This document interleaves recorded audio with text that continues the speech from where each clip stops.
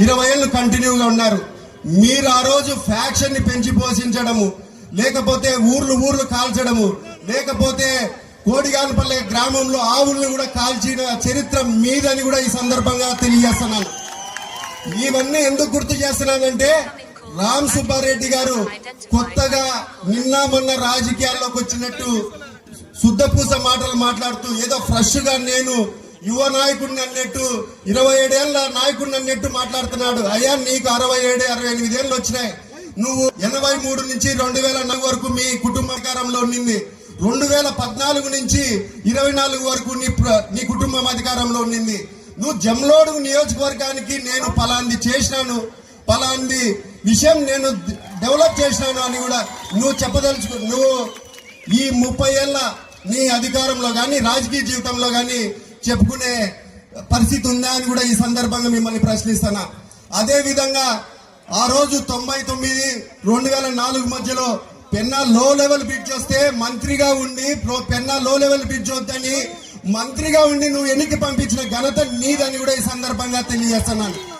ఈ రోజు వచ్చిన ఇంజనీరింగ్ కాలేజ్, డిప్లొమా కాలేజ్ ని కూడా ఎన్నిక పంపించినావు. నువ్వు ఏమన్నా చేసినావా 30 ఏళ్ల నీ రాజకీయ చరిత్రలో? నీ లేకపోతే మనం రాజకీయాల్లోకి గెలుపోవటములు సహజమే. ఏదైనా గెలిచినప్పుడు ప్రజలకు నేను ఇది చేసినా లేదు, నేను ఎప్పుడైనా ఒకసారి ఎక్కడైనా ఏకాంతంగా కూర్చున్నప్పుడు కానీ నిద్రపోతున్నప్పుడు కానీ నువ్వు ఆలోచన చేసుకో. నువ్వు ఊరికే విమర్శలు, ఈ రోజు నాకు ఎమ్మెల్సీ ఇచ్చినారు ఉత్త పుణ్యాన, ఆ రోజు సుధీర్ రెడ్డి ఈ 19 నుంచి 24 వరకు ఏ అరాచకాలు చేస్తున్నా, ఎంత విధ్వంసం చేస్తున్నా, నియోజకవర్గాన్ని పూర్తిగా గాలికి వదిలేసినా కూడా నువ్వు పట్టించుకోకుండా, ప్రశ్నించుకోకుండా నువ్వు అధికారంలో ఉన్నప్పుడు నువ్వు ఏం చేసినావని కూడా ఈ సందర్భంగా అడుగుతున్నాను.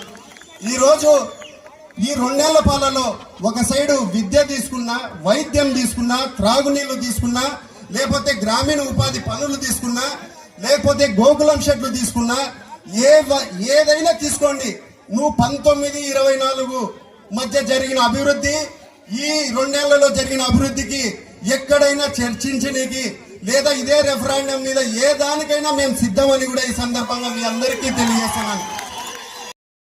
ప్రతి ఒక్కరూ తప్పనిసరిగా యూట్యూబ్లోకి వెళ్ళి కడప వార్తను లైక్ చేయండి, సబ్స్క్రైబ్ చేయండి. ఇట్లు మీ జి రమణయ్య, ఎడిటర్, కడప వార్త.